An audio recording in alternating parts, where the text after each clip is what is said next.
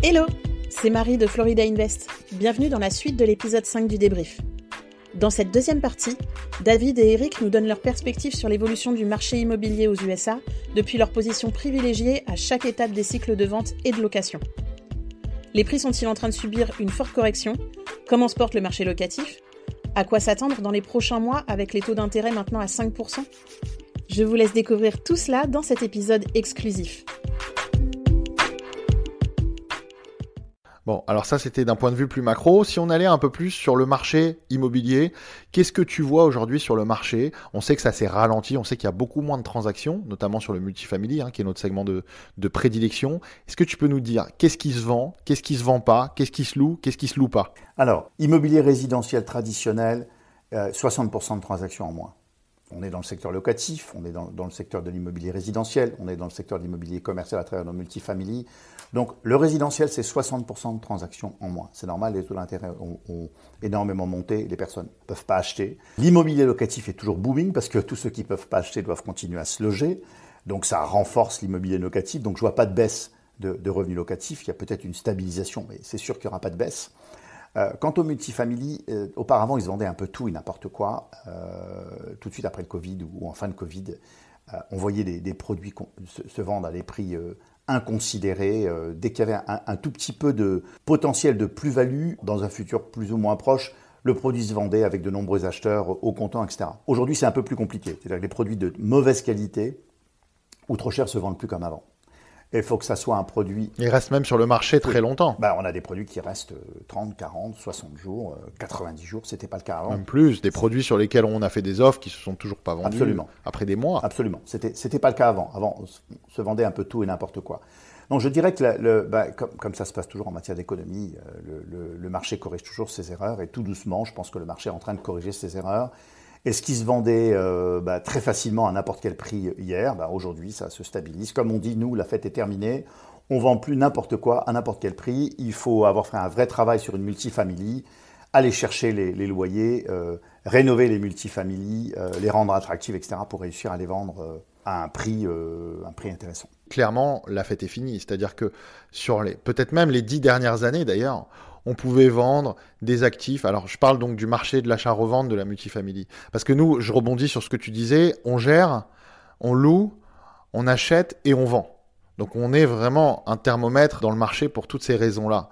Et donc, ce qui est vrai, c'est que peut-être même sur les 10 dernières années, mais sur les 5 dernières années, c'était flagrant quand on faisait des offres au prix et qu'on nous répondait même pas parfois, ou quand on faisait des offres au prix et qu'on nous renvoyait des contre-offres au-dessus du prix. Il y avait de quoi vraiment s'arracher les cheveux. Aujourd'hui, c'est sûr que le marché il s'est retourné, la fête est clairement finie. Et pour moi, c'est ceux qui font le travail, qui se salissent les mains, qui vont pouvoir vendre éventuellement à leur prix, mais en tout cas enregistrer une plus-value. Ceux qui n'ont pas fait le travail, ceux qui n'ont pas envie ou qui n'ont pas le budget de faire des travaux, ceux qui n'ont pas augmenté les loyers à la sueur de leur front, eux, à mon avis, ils vont voir leurs biens rester sur le marché pendant un bon moment. Absolument. C'est-à-dire qu'à une époque, il n'y a pas si longtemps que ça, on voyait des achats-reventes, des piles d'opérations marchand de biens, des personnes qui achetaient et qui cédaient leur contrat même quasi immédiatement ou qui le remettaient sur le marché avec une plus-value en n'ayant fait aucun travail de rénovation, de remodeling, de recherche de nouveaux locataires, etc. C'était impressionnant. C'est terminé. On va peut-être passer dans un marché d'acheteurs, qui sait, mais en tout cas, ça paraît maintenant assez évident. Comment vendre un actif à 4 ou à 4,5% de cap rate quand le taux de la Fed, c'est 5 ou 5,25. Dans les banques américaines, le money market account ou les CD account, qui sont des comptes à terme, tout ce qu'il y a de plus safe et même liquide, c'est 4,5%, voire 5%. Il y a des vraies alternatives maintenant. Avant, on vendait entre 3,9 et 4,5. Aujourd'hui, on vend entre, je dirais... entre 5 et 6. Entre 5,70 et 6. Voilà. Ouais, pour un vendeur qui a envie de vendre, quelqu'un de sérieux, il doit être aux alentours des 5,50 de cap rate pour pouvoir exister sur le marché de la vente. Oui, à condition que la multifamily soit en bon état. Évidemment, parce que les stratégies value-add, aujourd'hui, elles sont considérées comme plus risquées. C'est normal, on n'a pas de cash flow, on n'a pas de revenus en place, on a une occupation partielle, etc. Donc les investisseurs s'orientent de plus en plus vers des stratégies, ce qu'on appelle Core Plus. Core Plus, c'est un petit peu ce qu'on a fait au 220 Walton de West Palm Beach. C'est des stratégies où il n'y a pas beaucoup de travaux, mais il y a un upside de loyer à aller chercher petit à petit, relativement tranquillement. C'est des stratégies qui sont considérées comme plus safe et qui marchent mieux aujourd'hui. Mais tout ce qui est distressed et value-add, effectivement, c'est pas évident parce que les vendeurs sont pas encore redescendus de leur nuage, mais je pense que ça va pas tarder, encore 2 ou 3 mois, et je pense que ça c'est plié. Et surtout, aujourd'hui, on travaille quasiment plus avec les banques maintenant, donc il faut être réaliste. Toutes ces personnes qui voulaient utiliser le bras de levier des banques pour doubler leur plus-value à la sortie lorsqu'on empruntait par exemple 50% du montant total de l'investissement, aujourd'hui c'est plus possible. Donc le marché s'est forcément calmé et on voit de très très gros brokers, je citerai personne, avec des biens restés très longtemps sur le marché, c'était pas le cas avant. Ouais, très vrai, c'est-à-dire que aujourd'hui, dans ce contexte économique, c'est difficile de closer un deal. C'est beaucoup plus difficile de lever de l'argent, c'est beaucoup plus difficile de trouver un financement, c'est beaucoup plus difficile, bien sûr, d'analyser la valeur d'une propriété, parce qu'il y a beaucoup d'incertitudes dans le marché. C'est beaucoup plus difficile d'évaluer les valeurs de sortie, les loyers pro forma, etc. Donc, en plus de ça, c'est vraiment un marché maintenant pour les initiés, je pense, qui sont capables de travailler sans les banques, comme on a toujours fait. Bon, nous, ça a toujours été notre philosophie pour pas ajouter du risque. Mais de manière générale, je pense qu'aujourd'hui, c'est un marché pour les initiés. C'est très difficile pour les nouveaux entrants. Alors, c'est un marché qui se tient très bien. Pourquoi ?